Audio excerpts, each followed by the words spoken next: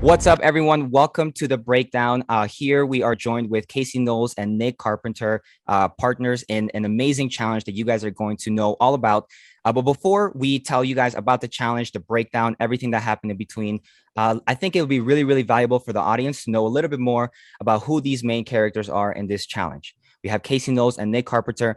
Do you guys want to share a little bit to the audience about who you are, some of the things that you've been doing, and why they should listen to you on this breakdown? Thanks, Rob. Yeah, my name is Casey Knowles. I've been lending for approximately 20 years.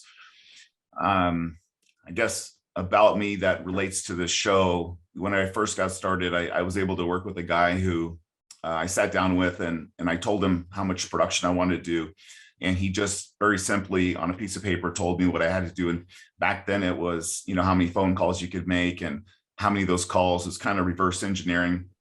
And so in my first 12 months, I was able to earn about $230,000 at that time, about 20 years ago. It was a pretty solid start. Since then, sometimes fortunately, sometimes unfortunately, I've had to restart and kind of go from zero, either due to moving or the market crashing in '08. And each time I've restarted, for example, in 2004, in my first 3 months, I was able to do about $75,000 in income in my third month. That was as a wholesale rep. But it was very much the same in getting clients. I had to restart again in 2009 when the mortgage industry changed. Within my first 3 months, I had the highest producing units in the entire company in the history, which was pretty cool. And then in 2020, I moved to Colorado and had to restart again. At that point, I was doing really poorly. And then I enlisted the help of Nick. And in my first year, I was able to do about a little over $50 million, which was, obviously it was a pretty good restart. Obviously. And then since then, again, we wanted to do that. And document it. And so with Nick's help, we went ahead and shot the Relo show, which was me starting over again. So that's kind of my history of trying to go from zero to something and doing that over and over again and kind of getting to a point where I feel like I could do it in any city. And I think I can help anybody do it in any city at any given time. So. Thank you, Casey. That's awesome. Thank you. Nick. Yeah, thank you so much, Rob. Yeah, I'm Nick Carpenter. I grew up as a Navy brat all over military bases. I watched my dad have this amazing camaraderie with buddies. And probably that's why I decided to join the Air Force. I actually went in the Air Force because my dad suggested it. He said they take better care of their people and had better food. And he was definitely right. And so, again, feeling the camaraderie in the Air Force, I decided to get out in 2005 and went into the real estate industry. And really in real estate and mortgage, I just never felt like there was a place that had that amazing camaraderie. And I was always searching for that. So, eventually I decided to build the Legion of Loan Officers. I opened that in 2017. And today the Legion is doing about $1 billion in production a month between our members. And it's just, it's an awesome place where we support each other, learn, bring different ideas out to the market. It's how I met Casey Knowles. And so that's, sort of how we ended up here today. So now that the audience knows more about you, why they should listen, your expertise and your accomplishments, let's talk about this challenge, because the ReloLO show was all about a challenge, specifically a 90-day challenge. Let's talk about that. What made you want to do that? Whenever I moved to Colorado and I had to restart, I had to start from zero again. There have been many times in my past that I really wanted to do something and I want to hit some high numbers. And I had the willpower myself to do it. And throughout the years, over and over and over again, I've purchased products. I've, gone down different roads, trying to chase or trying to find a path that actually worked.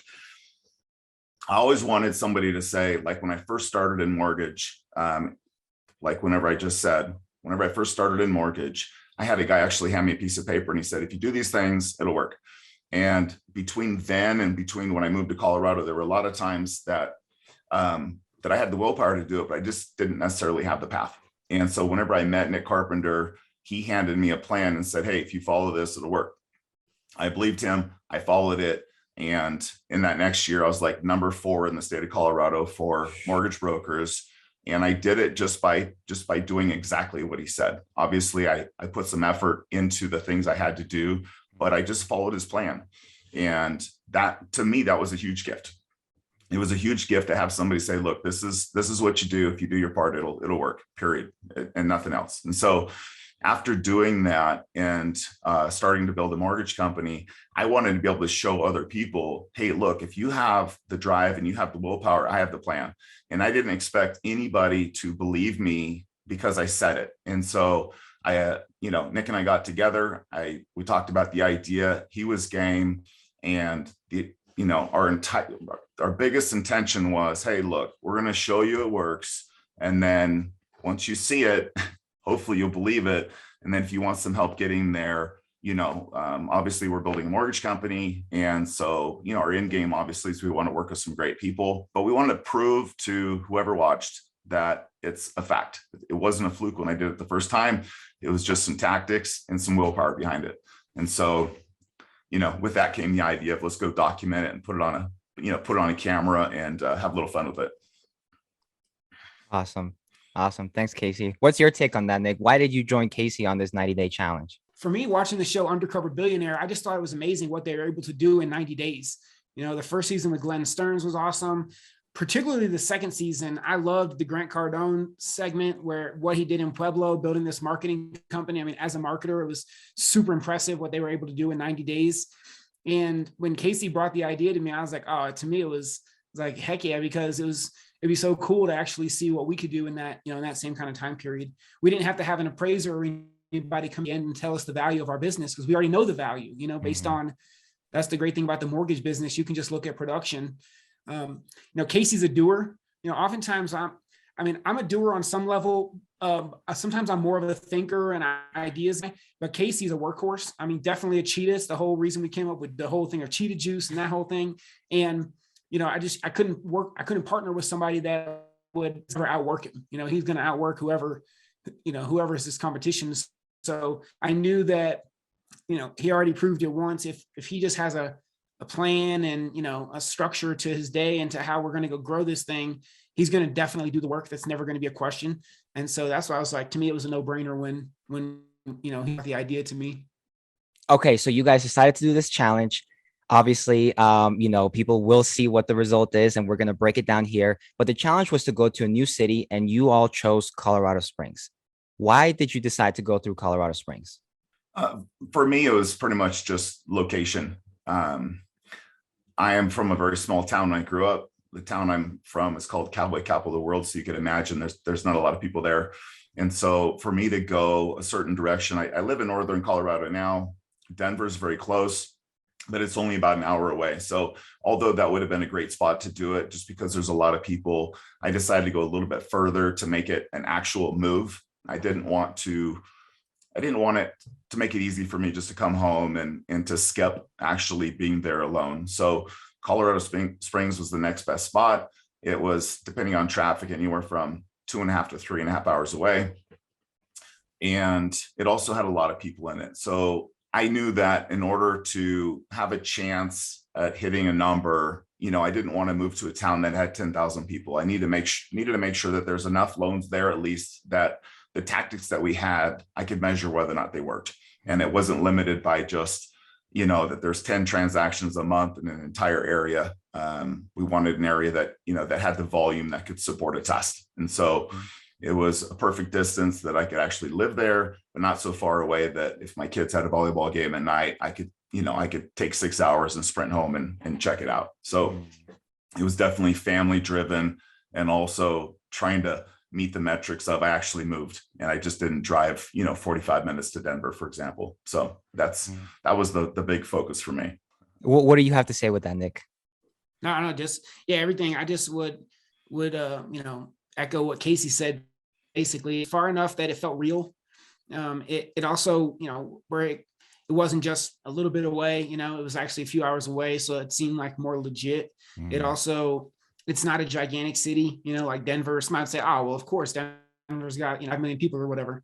But Colorado Springs only has, I think, 400,000 or something like that. So it's a reasonably sized city to kind of go and improve the concept. So yeah, I thought it was a perfect spot to do it. And it just happened to be, the hotter cities during that time, so in some cases we were able to leverage some pieces of that, but it's Yeah, so it was I think it was just that. It was a place where it was far enough away that this was a legit test. We didn't have anybody there, no real network or referral partners or anything there in that city. And it wasn't a giant city, so it felt, again, it was more realistic in terms of city size and the available opportunity there. Yeah. To add to that, I didn't know anybody in that town or in the city. I had driven through there to go to Pueblo one time. And just prior to the show, I was looking for a place to live. And I did drive to an RV park to see if the RV park would work for a place for me to stay. Wait, I actually did have a trailer on order that couldn't come in time. It was a friend of mine's business. He was going to sell me a trailer like it cost so I could have a place to stay. But the due to COVID, I guess the trailer couldn't be here on time. So we had to switch gears. But anyway, long story short, I'd never been there. I didn't know anybody there. And it met that metric really well. So it's far enough away that my circle, like on Facebook and stuff, didn't really envelop that area. Yeah, it was totally legit. It was totally legit. Okay, so you guys went to a new city. You had this challenge. You had this plan. What was the original goal for the first 90 days or for the only 90 days that you have? Yeah, this is an interesting question because in the very beginning, I had gone to Nick and said, hey, most loan officers, I don't know what the actual average is. I'm guessing it's maybe 700,000 a month or something like that. And so I went to Nick, and to do 2 million a month is a solid number. If you're a loan officer doing 24 million a year, that's great income. And so I'd gone to Nick and I said, hey, let's shoot for a number. Like, can we get to a really good number in a really short amount of time? And so the original number was 2 million. And, Nick's on Facebook quite a bit. And I think he had a little too much cheetah juice one day because I ended up catching a post and he said, hey, watch Casey go to, go to Colorado Springs and I forget what the number was. It was like 2.5 million but he bumped the number up. And Nick hasn't actually originated loans and closed loans so much. His business has been driving the business and the marketing and attraction marketing and doing a lot of things he's really good at. But I don't know that he understood the difference between getting 2 million and 3 million. It's not just something you can just throw it out there and it happens. It's actually quite difficult. So it was 2 million was the original number. And then there were some things said on Facebook that may not match up to that, but 2 million was our goal. Exactly. And Nick, with that 2 million goal, what did you did you forget, or were you just feeling good? The cheetah juice was tingling. What was it that, that made you bump the number up? Was it inflation? Yeah, exactly. I think I actually just misremembered the number, but sometimes because I don't originate, I think it can be easy for me to not differentiate between the idea of a $2 million a month producer and a $3 million a month producer necessarily. Sometimes I might not recognize all the work that has to go into to that increase, to add another 2 or 3 loans, 4 loans a month, whatever that number needs to be in order to add another million. Sometimes I probably can downplay the effort or work that actually has to go into that because I haven't been on the production side. Like Casey said, I'm mostly on, creating opportunities, opening doors, that kind of stuff. Not necessarily on how do we actually get that loan, from that realtor, sometimes on that specific. So yeah, I probably just misspoke there a couple of times on Facebook, but he's right though. Originally we were going for $2 million. And for those who don't do loans, just to give you an idea, 2 million a month for an app, you can get paid different amounts depending if you work for a bank or a broker. It can go anywhere from 0.33% to 2.5%. So there's a big variable, but on average, most loan officers that originate their own business get paid about 1.5%. And so at 2 million a month, that is pacing at $360,000 a year. So we thought that was a pretty substantial stretch. Can somebody make $350,000 or more, 360,000 on pace for that in the third month? And that's why that number is not an average in the industry. Obviously, people don't make that kind of money. So at least not on average. They're, closer to probably, $80,000 to $140,000, something like that. But anyway, that was our number, to be pacing for 360,000 a year. Okay, so that was the goal for the 90 days, right? Maybe there's a little discrepancy, but at the end, you guys were all still at the same page about what that goal was. So, of course, I have my own perspective. My team and I, we were there in a behind the scenes thing. But for the first 30 days, after the first 30 days, a third of the way there, how are you feeling about it? The obvious thing once you watch the show is we only had 3 people show up to the first class. And that was, starting from zero, as you'll see in the show, we talked about a hockey stick effect quite a bit. And so I didn't anticipate making any progress the first couple of weeks. I didn't expect anything to happen. I wasn't looking for any wins early. I knew that the first month was going to be rough. I knew it'd be different than what I expected. Like I knew there'd be obstacles. I just didn't really know what they would be. But in looking back, I think the first month was probably the first thing I would say. It was a big adjustment not being around my family. I'm not a guy that does card night. I don't go to the bars by myself. I'm home, in bed early, kids are in the house, and my life is very much the same every day. And so it always has been. And so for me to go somewhere the first month, I noticed, emotionally, it was very difficult to have, I had this extra pressure. And then also I didn't have my normal downtime with my kids and the kids' noises and running around and just the things that you get accustomed to, that all of a sudden it's very quiet. Mm-hmm. And then also the house was not quite as comfortable as my house. I was doing my own cooking and cleaning and washing clothes and all those things, which I'm pretty spoiled right now. So I think for the most part, it was more of a living adjustment, more so than work. I didn't anticipate too many wins. And so in reality, whenever only 3 people came to the class, I wasn't so much worried about that day. But what it did do was open up a concern that, hey, what if I can't fix this? And like that day we got over. Both Nick and I we're winning type of people. We're like, hey, show's going to go on. Let's make the best of it. And we were able to get over that in 15 seconds. But I also knew that it was my problem and my responsibility to get more people there the next time. And I didn't necessarily know how I was going to do that because I did the best I could the first time. It wasn't like, hey, I didn't try. Next time I'll try. I actually did do the best I could. And looking back, I can fix that actually. But at the time, I didn't know how to fix it. And so that's the first month was more of a question like, hey, am I going to be able to pull this thing off? Because I got 0 traction.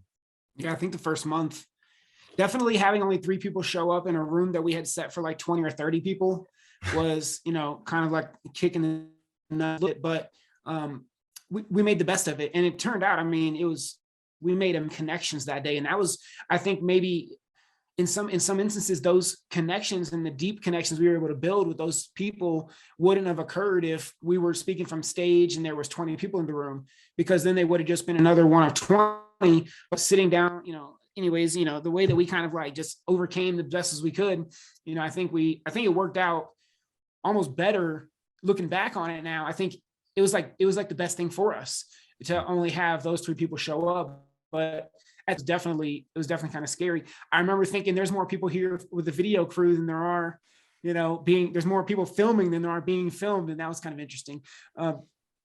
Also, even with the social, even the social was, it was a little light, right? It was only around 14 people, I think, something like that showed up for the first social. And same thing. It was great for the pocketbook. Casey will get into numbers later, in terms of what things cost. But so in that instance, it was good. But you just expect sometimes that when you throw these offers out there, that more people are gonna be interested. But they had no idea who we were. Mm-hmm. And I think in some cases, the first month was about Casey establishing, hey, here's who I am. I'm here. I'm going to be providing value. I'm not going away. Because sometimes realtors are hit with so many offers, they have to either hear it from a third party or get some proof that, what you've got going on is valuable. Mm-hmm. And so they can decide, to share their time with you. And I think a lot of times the first month, I would have hoped that we had bigger numbers in both instances of the class and the social, but it ended up working out really well because it it just established that we were here. Here's what we're doing. You know, our stuff is valuable. It's fun. And then you can see with the hockey stick kind of numbers, it just kind of sprung from there. Wow, what a breakdown for the first 30 days. You know, I honestly can't imagine how I would feel 30 days in, a third of the way there, and just having to, you know, be okay with those kind of results and just keep the momentum going to actually make it a better second month and an even better third month. But with that being said, let's go ahead and go into the second month. So the first month, you've seen those results. What about the second month? Do you have now something that you want to compare it to, something else that you want to aim for? How did that second month go 2/3 of the way in? I think something that's interesting is whenever we're filming the show, Rob, you were like, hey, you know, to make this show good, like we need to bring the tempo up. We need to bring the tempo down. Like, you know, like most shows, there has to be like this roller coaster thing. And I was sometimes I would think about like, how do we fabricate that? You know, how do we make that happen? You know, Yeah. But what's funny was I went in the second month, you know, and I started doing some more work on getting people to class and doing those things. And what was interesting was by the end of the second month, like I had so much traction. I got a deal in contract, and Travis, the guy we met at the first social, he sent me a deal. I got that one pre-approved. And so all of a sudden I'm at the end of the second month, and I forget what I had. We had maybe 800,000 or $1 million. We pretty much had like half of what I needed. And I had a bunch of other things that were promising things, which normally a percentage of those comes through. So we like almost started to hyper celebrate. So we got on the phone and we got on the Legion loan officers on a call, and we're like, oh man, Casey's just like, we're in the second month and we almost have our number for the third month. And I'm thinking, man, I wonder if I can just go home. But was funny, you know, towards the end of the second month, it was like this huge celebration. And then as I rolled into the third month, like I lost all that. My pre-approved buyer ended up going away. He went on vacation, and then a deal that I had, I forget, but everything I had and all the hopes that I had kind of drifted away. I think I ended up having one deal that was a purchase that I picked up at a Keller Williams, like a call night type thing. It's called Bold 100. So I was there and I picked up a for sale by owner deal. And so I had a little bit of business, but all the stuff that I thought I had went away. And so it definitely was like the celebration, and then backpedaling, because I just got on a phone call with Legion loan officers, like talking about what a badass I was and how we were killing it. But, you know, that's the business. Like, these are 30-day long deals. And in the 30 days, anything can happen. It was also the beginning of interest rates were starting to rise as well. And so some of the refinances I thought I could pick up, I couldn't.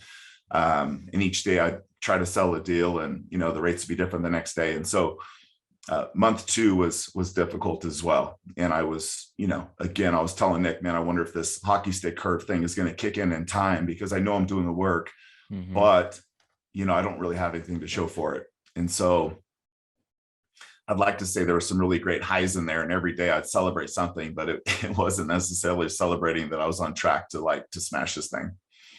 Yeah. The good news about month two was that we're improving, right? In terms of when you look at the class attendance, significant increase. When you look at the social, significant increase.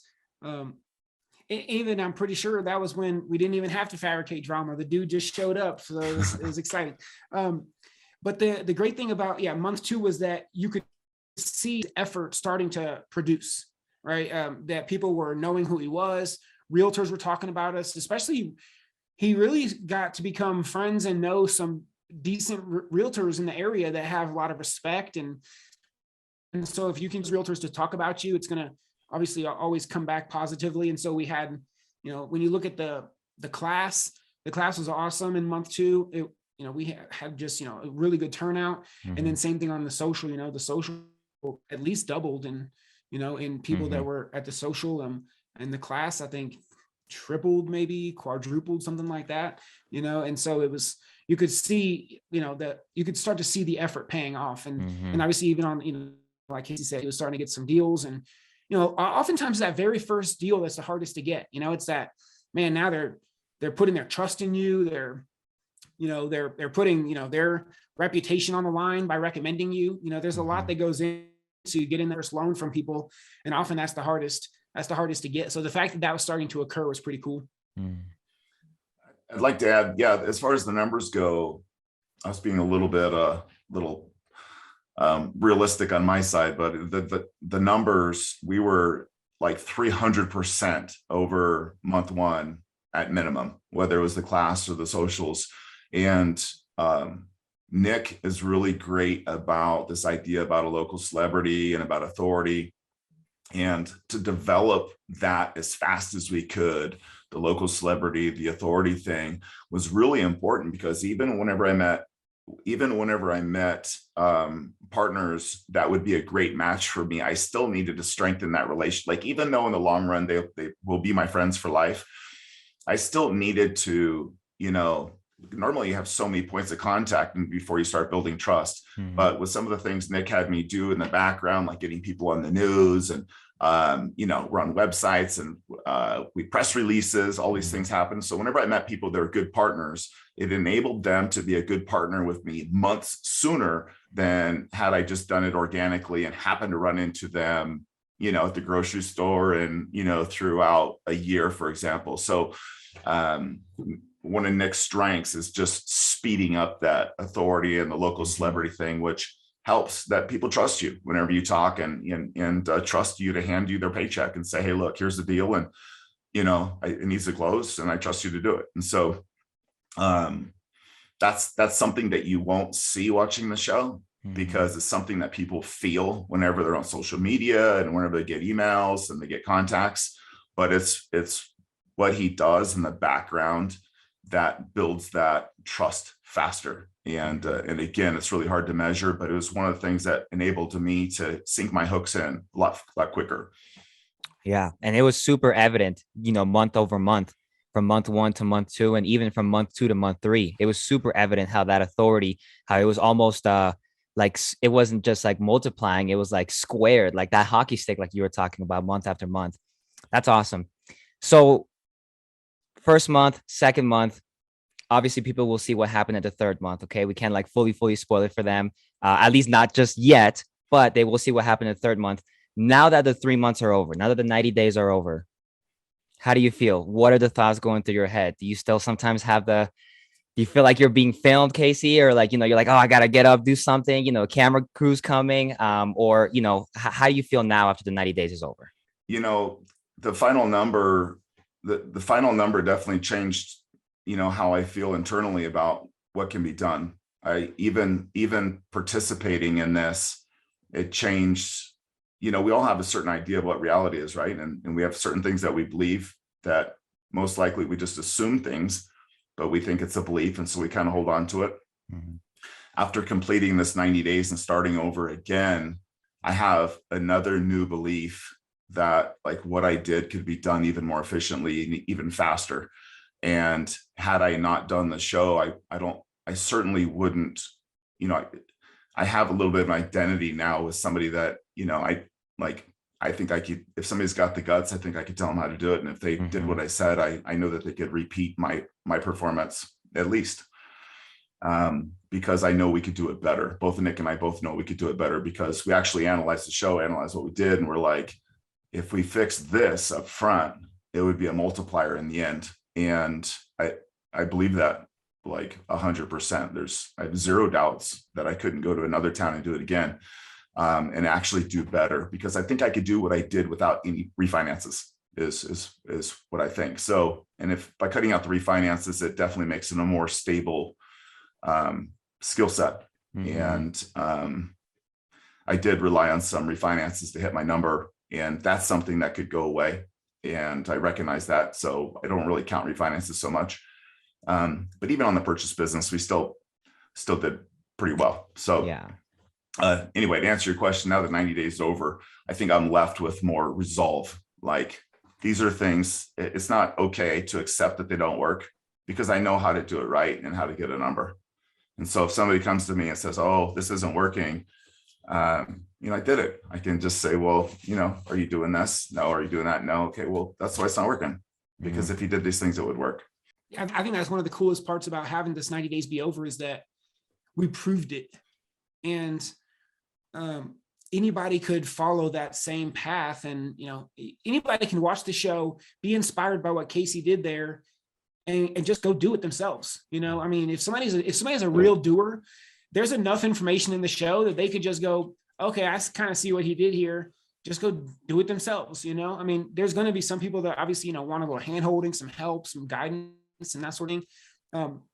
But the path has been laid out. And I think it's cool where we didn't just think about it or kind of, it's not a theory, but we actually proved it. And that's a big difference. And a lot of times there is theory even in marketing, right? A lot of marketing and stuff is like, oh, I think maybe let's see if this will work. Let's try this thing. But until, Casey was willing to put boots on the ground. And I think that was what was so cool about this challenge is that he was willing to, put his family life in a lot of ways on hold for 90 days and go and, and sacrifice to see if this actually works. And so the fact that we proved it is super awesome. And again, in month 3, the class was epic. I don't want to give everything away, but amazing. The way that it came out. The social couldn't have gone any better. Amazing location. I think 1350 Distilling was a super cool location to do it at. I love that they're all veterans and military-ish and stuff there. And it was so fun to have a lot of our friends even fly in to support us at that last social. And I thought that was really cool. And I remember specifically people coming up to me and saying, hey, who's Casey? Where's Casey? I want to make sure I meet him. And I was like, man, that's not super proof that people are coming in the room and really searching him out, as the guy. And just that in such a short time, we were able to create this huge perception of the value he can bring, that he's trustworthy, that he's fun, he's cool. You want to hang out with him. I mean, all that stuff. I mean, definitely probably cost him a little extra for the third social there by being Mr. Popular, but it was awesome that it worked out in the way that it did. And it was, and if somebody just follow what Casey did in their market and they're not actually leaving after 90 days, I mean, if that stick just kept rising, you're for sure getting in Scotsman Guide, just following this same plan. I think that's so cool. And to add to that, if I may, just from my perspective, on the day of the third social, my team and I were here filming, and people are coming to us like, hey, where's Casey? I heard Casey would be here. Like I heard, and like, they're just saying your name and they haven't even met you yet on the, in the social. I'm over pointing like, look for the tall guy. Like there's Casey over there. Yeah. A couple of those people actually came from Pueblo, which is like 45 minutes away. And when I heard that, I'm pretty much an introvert. And so a lot of those, when that stuff was happening, I was like, I didn't know what to do. It was like, I felt like, I'm like, hey, this is kind of like my 15 minutes fame. It was really cool. Like, I really felt like for once in my life, I was somewhere and it was like a surprise birthday party that I didn't hate. And it was interesting. I met people walking in the door. I heard people asking for me, and I don't even think I was friends with them on Facebook. Honestly, they may have seen some of our ads, or they saw, I don't know what they saw, but there were 2 people in particular that I wasn't friends with on Facebook because I added them afterwards. And they were the ones that came from Pueblo asking for me. And I thought that was super strange. I didn't even ask them how, why they're asking for me. I was too embarrassed. But the third social was, it was like a New Year's Eve party. It was like people just like smashed in there, and that the bar bill was pretty insane. But it was a ton of fun. And we had people fly in from New Jersey, from Florida. I met, talk about, it was like man of the hour thing. It wasn't something I deserved or anything, but it was honestly a part of the game plan. It's like, how do we build authority, and how do we build this local celebrity thing? And there wasn't any lying in it, but there was a lot of tactics there on things that we were doing and how we're helping other people get on the news and things like that, it just gives you this thing, like you're capable of doing some things, or you're willing to do some things that other people can't, and it's for the greater good. And I met 75 days or 80 days earlier, like I didn't know a single person there. And there had to be 100 people in that room smashed in there. I met, you'll see the video. I camera like spans from one side to the other, and there's just like people just taking shots and having fun. So yeah, it was great. It was great. I was exhausted that day, but I was ready for it to be over, but it was definitely the pinnacle. You know, it was like, this was the 90 days right here, all wrapped up into one celebration. And it was a hell of a fun night. Okay, so you guys came to Colorado Springs, you smashed the goal, you killed it. You share with us why you chose Colorado Springs. If you were to do another city, would there be anything that you would do different? One thing, two things, nothing at all? You know, what would be the approach if you did this in another city? Over the past 20 years, I have a really good idea of the clients that I've worked with that I've always done really well with. And if you watch the show in the beginning of the show, I think you'll hear me a few different times say, I'm just looking for my people. I'm looking for my people. Like, I'm going to throw this net out there, and I got to find my people, because I know who my people are. And once I talk to them, but I looked at it from a really tactically wrong way. I thought that these people would emerge. So what's interesting is I know who my people are. And so I thought, oh, I'm going to cast this big net. I'm going to reel a bunch of people in that. And then within that group that I find, my people are going to start to come out, and I'm going to find my people. And then I'm going to take them to the finish line, or vice versa. I'm going to help them. They're going to help me. Mm-hmm. That is great. At least I know my people. And that's one of the reasons why I knew I would do okay. But in looking back, since I know my people, had I come from the perspective as, instead of casting a big net and having my people sift through it, had I been intentional in going after my people, we could have done double the numbers we did, or at least done everything as purchase. Because since I know who I am, I could have very easily just marketed to my people, but I didn't have the experience. And this is one of the things I learned, that had I really taken this client that I know and I love and I work well with, and actually took a piece of paper and dialed that down into all these attributes and these thoughts and the big questions they have and what they say to themselves at night and all this stuff. If I were to have written that down and converted that into my marketing, I could have actually marketed to these people that instead of 3 showing up to a class, maybe I would have gotten 6, but that could have potentially doubled my production. And then we could have done that at each class and weeded out some of the 20, 30 people that I don't want to work with, or the 4 or 5 people that give me the biggest headache or assholes, right? Like I didn't need to reel those people in and go through the pains of seeing if they sift through my net. And so had I been intentional day one, that is one of the things that I would have changed. And I could have worked the same hours and probably doubled my production is my guess. And done so with less headache from pressures of working with people that aren't my people. So that would be the one major thing that I would bring up. If there was a second thing that we were going to do differently in the next city we go to, or if we were going to do this process again, I would say is find more opportunities on how to leverage a virtual assistant. We found some really cool things to do with the VA in the Philippines that can, help you with some background tasks, with different messaging, different things on social media, stuff like that. And really, there's probably even more stuff that she could have been doing. She was helping Casey around an hour a day, something like that. And what I'm certain that if we really thought hard about it, we could come up with more tasks and more ways to leverage her time and make Casey even have more visibility, or maybe have her doing some stuff for realtors. I'm not exactly sure, but I think that would have been the only other thing I would do differently, is like, what are some other ways that we can leverage the system? Because having that, those extra hours, it was super beneficial. Something that we haven't spoken about, Nick, that's really interesting about that. I was thinking about it, but some of the people ended up knowing that I was using a virtual assistant for some of the tasks that probably could have come from me. And where I thought that might have been a negative, actually, I think I ended up getting some authority out of it, because they're like, oh, this dude's using a virtual assistant. And so in the beginning, I'm like, there'll be 20% of the people are going to catch on and go, he probably should have sent that message to me first. Like, hey, thanks for being friends on Facebook.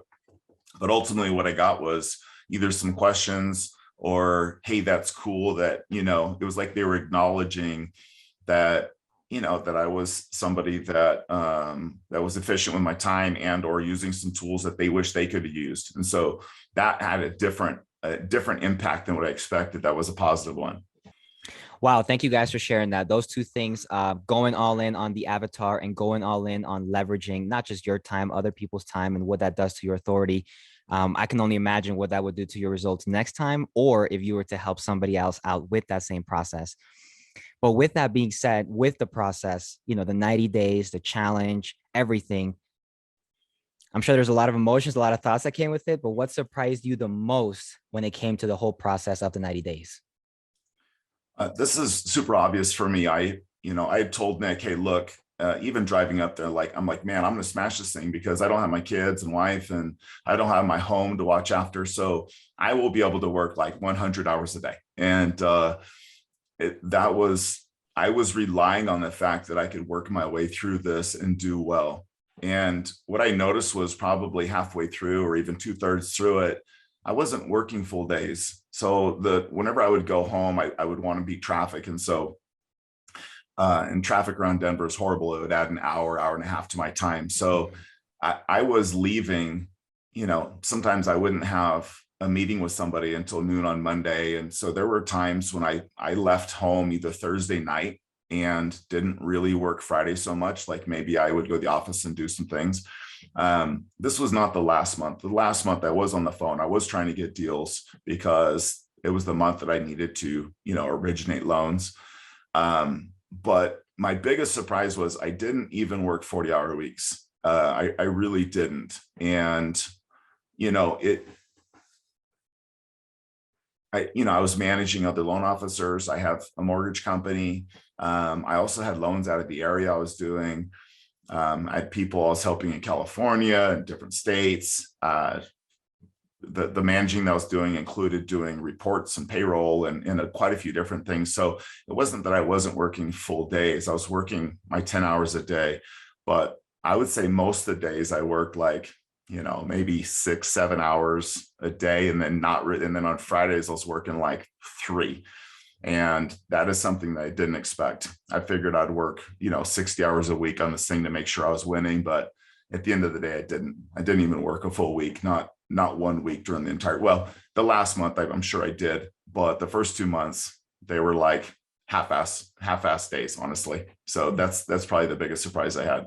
Yeah. I assumed that we were going to need a ton of referral partners to start sending us deals, that we were going to go into this place. We were going to need to go get 10, 15 realtors, send us a deal a piece, this kind of thing in order to hit the numbers that we wanted to hit. And to me, the biggest surprise was that if once you kind of dialed down that avatar, or especially if you just look at where the deals came from, that was a surprise to me, that really, if you just go all in on the people that like Casey says, oh, he's looking for his people. Mm-hmm. Once he found those and he was able to go all in with them, they know other people like them, right? I mean, usually like hangs out with like, I mean, in most cases. And so they were able to start referring their realtor friends and, and other people like that. And so when you look at this kind of pyramid of where this business came from, it really only all originated at the top from a couple of people. Mm-hmm. And, there's some side deals on people that maybe sort of match the avatar, not fully match the avatar. But if you just look at, people that, if Casey, outlined his exact avatar, who he works with the best, and then look at where did the deals come from, the bulk of the deals came from people that match his avatar. Mm-hmm. and referring other people that match the avatar. And so I thought that was interesting, that really it was proof of how much impact just having a couple of amazing referral partners could have on your business. In this case, it would put us on track, for a Scotsman Guide's quality of business, top 1% level business. And it really all originated just from a few people that, liked him, started sending him to other people, and, kind of this sort of pyramid thing that built out. But it didn't start with 10 or 15 people actually thought we would have to go find. All right. So you guys definitely gave the audience a ton of insight about what your learning experiences were, what some of the challenges, and I'm sure as they watch the show, they will get even more of what your day-to-day experience was like. But I think what everyone is super, super curious on and super just wanting to listen and ready to learn is the numbers. So how do you feel about the final numbers? Let's share the numbers, how it all went through. How do you feel about it at the end of the day? I feel good about it. Like in looking, I'm used to expecting good numbers, and so I wasn't shocked at what we got, and I wasn't super impressed by the number. For example, I just didn't know if we would get it within the 90 days. There was a chance that it could have potentially taken another couple of weeks or 3 weeks for me to hit that same number because, things happen. And looking back, I meant it. First of all, 3.3 million is hitting the Scotsman's Guide, 40 million a year. So that was like our stretch goal, and that was something that would have, I thought, quote unquote, make me proud or whatever. Like, hey, we could make the Scotsman's Guide 90 days, or at least be on pace for it. And so I don't think anybody would not say that that's a great number within 90 days. The part that I don't know about is, like, in looking back, I think I could do a bigger number, but I don't know if I could do it faster. And that's probably the part that I haven't necessarily figured out a trick, like, hey, I could get that done in 60 days, because there has to be enough relationship equity built up that somebody actually trusts me and wants to give me a shot with their loan. And that goes back to human nature. So, could I have developed a relationship faster and gotten a loan, faster? Well, we did get one loan in the second month, but to get it at scale, I think maybe we could do it faster, because again, I kind of figured out some ways to improve it. But anyway, I don't know how much faster, but as far as the number goes, I meant $3.5 million is like 3.468, something like that. It's like on pace for over 600,000 a year, in general for a loan officer. And in the third month, without knowing anybody, my gosh, come on, that's pretty crazy, I think. So yeah, it was impressive. And what was interesting to me is how it basically all came in the third month. I know Casey expected nothing really to happen in the first month, but I was like, oh, hopefully we can at least get some deals, some stuff starts rolling in. But that was one of the definitely things for me learning was you do have to build some equity up in the market. People have to know who you are. That's the great thing about if somebody's taking the ideas here and doing it themselves. Maybe they don't need to take 30 or 60 days to build relationship equity or have some people know who they are, because maybe they already have some of that. So for, in some cases, if you're not going to a brand new market, you might be able to go way faster than what we did. But I think like Casey said, to do almost $3.5 in the first 90 days, I think is amazing. It's definitely on pace for a business that any loan officer, the majority of loan officers can be proud of and would want to have. And, they would have a lifestyle equal to or better than any, whatever they're doing today.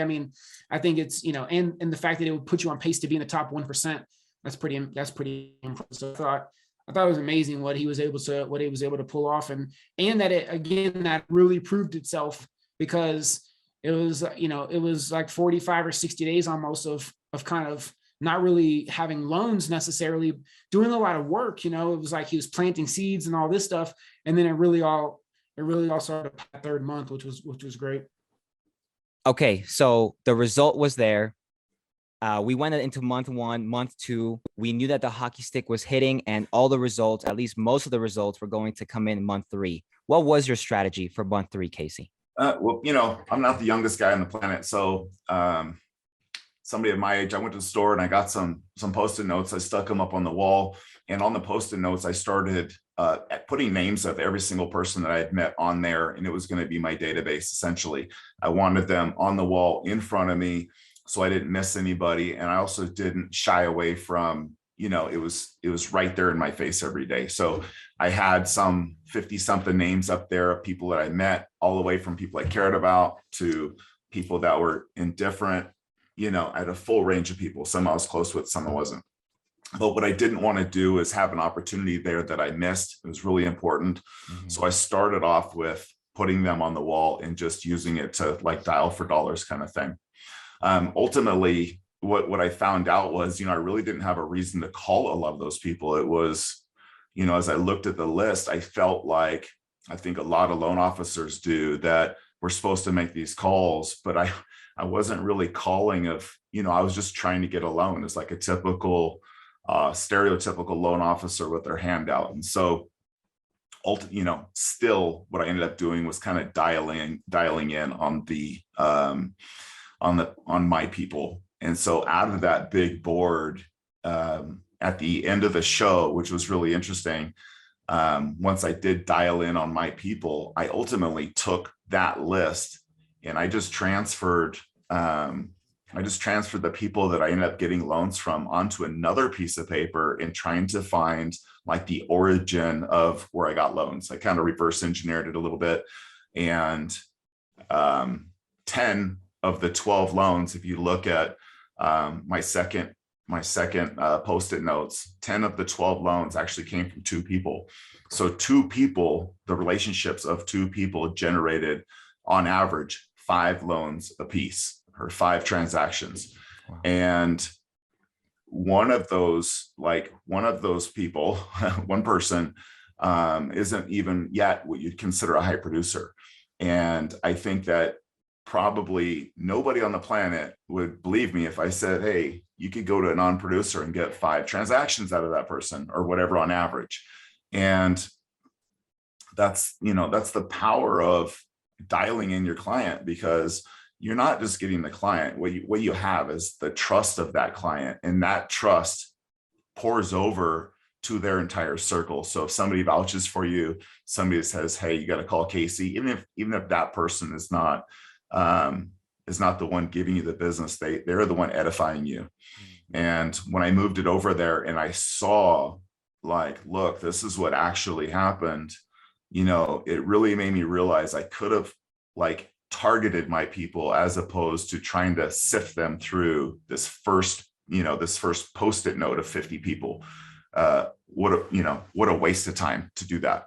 So that was the big improvement, and writing it on the wall is something that helped really visually bring that out and help me take notice. Yeah, Casey mentioned that he was going to create this giant whiteboard with names and everybody that he had met and all the relationships. So that way, whenever he woke up, and he could always just look at the board and he could look for the opportunity that was there right in his face. It wasn't a CRM or some sort of, digital thing that he has to go into. It's just right there in the living room. And I guess that was one of the, benefits of being in the house by himself. It didn't, he could just decorate it in however he wanted to do it. It was cool that, even from that, starting from that big list, that he was still able to work down and really figure out, who are his people, and who can give the most value to, who finds him the most valuable, who share that with other people that could also find him valuable.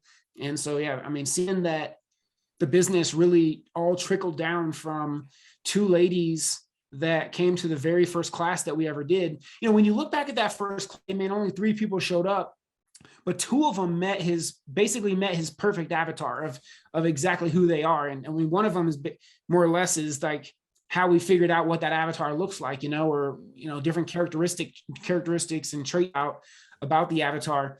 But the fact that 2 out of the 3 people that showed up to that first class, when the fact that they came to the class indicated a need, right? If they didn't have any needs, they would have never showed up to the class. But anyways, again, I think it's like a blessing in disguise that only 3 people showed up, 2 out of 3. So 66% of people that showed up to that first class met the perfect avatar, ended up doing a lot of deals, referred friends and family and other realtors and potential referral partners and things like that. So having that board up in the house, I think helped to create other kind of aha moments for us of really realizing, again, you need 50 people. I mean, the business, 90% of the business came originated from 2 people, right? So if you look, it's like, so that's like 4% of the list that he had on the wall generated 90% of our business. And it's just sometimes like that, right? If you really dial down into who you're working with well, who you connect with, who needs what you have to offer and understands your value, then you can probably go, further faster by really just focusing on those people specifically. Yeah, those two people did, it was over 2.7 million for the two people. So we did nearly 140% of our goal with two people. And, I could see somebody on the outside going, oh, since you only did it with two people, it's not like you can't replicate that. And I would argue with that all day long, because I've done that my entire career. When I was in California, I worked with one real estate agent, and I was still a high six-figure earner working with one person. And that one person wasn't necessarily one of these super realtors, right? It was just an average producing person, but her entire circle was my circle. And, I think saying that, it's a fluke, or, that you couldn't repeat it, I meant it's just lazy, because I've repeated it over and over again. And we did it on camera. And if it's something you can't believe, it's just because you haven't tried it yet. You haven't done it yet. I doubt that there's anybody that produces more than me that would watch this and go, oh, that's bullshit. Wow, over 1 million for the perfect avatar. That is an amazing finding. So, you guys did, almost 3.5 million. I'm not sure 100% exactly what that is in commissions, but you obviously had some expenses as well. Let me say, you obviously had some expenses as well. You guys, ran some Facebook ads, you had some class, you had some socials. I know those were all expenses. When you take everything into consideration, did you spend 100 grand to make 100 grand? Like, how did those finances break down? I feel like we did pretty good on expenses. If you look at month one, we spent about $450. That's basically running Facebook ads for the class, buying Cheetah Juice, our energy drink that we have, to give those away.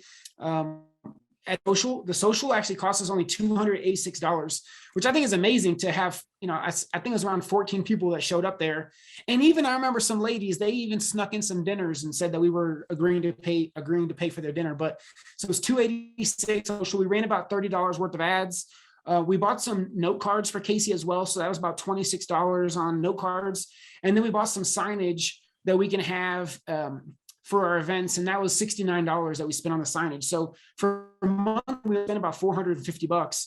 Wow. Now that would be not including, obviously Casey's rent on his house and, the stuff that we, bought there. But if you're obviously doing this in your own market, you don't have that. So, but what we spent in terms of like quote unquote marketing or going to grow the business was about $456 in the first month. In the second month, it was $1,634. So same thing. We spent some on Facebook ads. We spent Cheetah Juice, $26 for Cheetah Juice. The social for month two cost us $416 for the, buying the alcohol and stuff there. We spent like $20 on Facebook ads. And then we also bought some pumpkins. Casey had bought, I think, maybe 8 or 10 pumpkins. So that was about $40 worth of pumpkins that we had available that we just were giving away people at the end. It's kind of a fun thing to take home to their kids or whatever. We bought some custom cornhole boards. And because we bought them and wanted them really fast, they were kind of expensive. They were $900. So that's where the majority of the money is going. The month is really to the social and to the cornhole boards we bought. If you got them, not as fast, or maybe from somebody local where they didn't charge $1 million for shipping, probably could get that cut in half. We spent $125 on G, the virtual assistant that we had doing some stuff in the background, sending out messages, inviting people to classes, inviting people to the social, saying happy birthday, that kind of stuff. And then $69 on a light kit. So for month two, $1,634 was our marketing budget. And then in month three, I spent about $36 on Facebook ads for promoting the class, about $20 for Cheetah Juice. And then the social was big. It was $1,900, which is why I said in the future, if we did socials, I would definitely work on getting sponsors and have the bill. And then $35 in Facebook ads we used towards the social, and $125 again for G, doing stuff in the background as a virtual assistant. So the budget in month three was a little over $2,000. It was $2,116 was our budget. So, I mean, the expenditure over the course of the 90 days, we're a little less than maybe just over $4,000 total, which I think is pretty reasonable, to be at, $1,200, $1,500 a month when you look at kind of out there doing some things, especially for the amount of relationships, face-to-faces, clinking glasses, teaching realtors, and that kind of stuff that we were able to do. Pretty good spend for a little over 4,000. Wow. So just so under $5,000 is what it looks like. Under $5,000 for the entire challenge, to feed people, get your name out there, brand them with your cheetah juice and the cornhole and all that awesomeness. So with that investment, right? And of course, there are some things that you learned, some things that you'll probably do next time. What can another loan officer who follows this plan to the T, what can they expect, when they take the plunge and invest, less than $5,000 into their business in commissions? What would that look like for them? Yeah, there's everybody has a few different things that they use as far as being successful in their work. One is their skill set, how well you sell or how well you can communicate with people. And that's something that obviously is different with everybody and develops. But the other two things, one is tactics, and the last one would be your willpower, your drive. So if somebody came to me and used our tactics and they had the same willpower I do, maybe their skill set's better or less than mine. But if you fix those two things, then at that point, you can work on your skill set to bring it up to what one man can do, another man can do. And the willpower you should be able to match, because that's a choice. And the tactics is something that I could show you, Nick could show you. And so if you have the drive, there's no reason in the world you couldn't match my performance, because we have two of the three things that are two of those three variables are out of the way. So are you above average? Are you below average? According to normal compensation, I was pacing about 600,000 a year. So if your skill set is 1/2 of mine, you should be able to do $300,000 without a problem. If your skill set is twice as good as mine, you could do $1.2 million. I've been doing it 20 years. I am really good with my avatar. I am not very good with the other 98% of the world. And so I focus on the two people that I can communicate well with, or the 2%. So that's part of my experience. Look, I suck with this, with men that are 22 years old or whatever. Like I know like who I jive with. And if you could say the same thing, then you should be able to match my performance using the same tactics, if you got the guts to get up and follow a plan. So I'd say the same, unless your skill set's different. Wow. On pace for $600,000 in commissions if you're just somewhere on the average. So if a loan officer, is watching this, a real estate professional is watching this, they're trying to build up their business. Okay. And they're seeing all these awesome results. They saw the show. They're seeing how you're doing it. What would you tell them if they're trying to build up their business right now? They're trying to get to the next level like you guys. So a couple things. If you're a real estate agent, first of all, what I did in the Springs with getting real estate agents to refer me business is no different than what real estate agents should be doing with referral partners that can send them business every single month. People like real estate attorneys, financial planners, CPAs, people that help get other people into assisted living where they have to list their homes. Most real estate agents work almost like loan officers who do refis. They go for 1 unit of work to 1 unit of pay.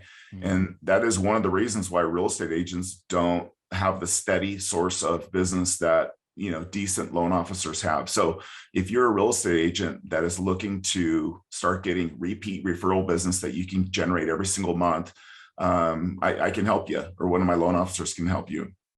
So what I did is repeatable in both spaces. And we'd be happy to help you if that's something you're trying to develop.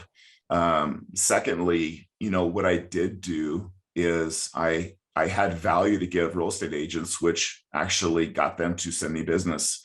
And the things that I helped them with were things that helped them grow their business, like retargeting and ranking like #1 on Google, and just different things that actually helps the business that they currently have. So if those are things that we could help you with as far as doing classes, we have classes, both webinars online and in person, that either myself or Nick or one of our loan officers could help you and your team with marketing to make sure that you have some automation and things that keeps business, so you can do all the things all the time and not feel like you have to be the one doing it.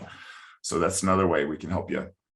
If you're a loan officer, obviously you can come work with us, and we can actually hold your hand to make sure that this actually gets done. You saw the numbers that I did, and if I can do it and there's somebody on my team that's wanting to do it, you can bet that they're going to get first, they're going to get full attention to make sure that they hit those numbers. It benefits all of us. And if you're not on our team and you just want some help, shoot me an email, give me a phone call. You can go to ReloLO and it has all of our contact information. And 9 times out of 10, I'd be happy to help you regardless. So just reach out to us and give us a shot to help you, and hopefully we can put you in a better spot. If I was going to say any last thing to somebody, I would say take a day, 2 days, a week, whatever it takes you, and come up with a really, really, really strong avatar. If you can know exactly who you jive with, who you like to serve, and you can get into their brain and what are they thinking about? What's their pillow talk at night with their spouse? What are their vices? You can get really deep into who that person is and unique to that one person. I think that's what's going to help you go further faster than what we did, because it even took us a little bit to create. It wasn't really until like the 3rd month we started recognizing that, the opportunity that exists, knowing that exact perfect avatar. So if you're trying to take this plan and run with it, I would say if it's possible, before you launch into your 90 days, come up with your perfect avatar of who you like to work with as a referral partner and only speak to them. I don't mean like only trying to phone call people, but I mean like all your messaging, everything you're doing online, any videos, social media posts, everything is speaking to that exact avatar so that you're attracting that perfect person as well. And I think that's the one thing people don't put enough stock in up front, but is the biggest thing that can multiply your results and help you go further faster. All right, guys, man, this was an awesome call, an awesome breakdown. Really appreciate you giving the entire audience a behind the scenes peek at how this all went through. Now, let's say they saw this, they love what you guys are doing, and they want some help. Okay, they want some one-on-one help. What can they do? Yeah, so 3.5 million in 90 days is a big number. It's something that a lot of loan officers would be proud to do, especially going into a brand new market. If you need some help, we've got a couple of resources on ReloLO You can grab an avatar workbook. It's actually a physical workbook we're going to mail you, and you can be able to have that, as a resource if you're trying to come up with your avatar.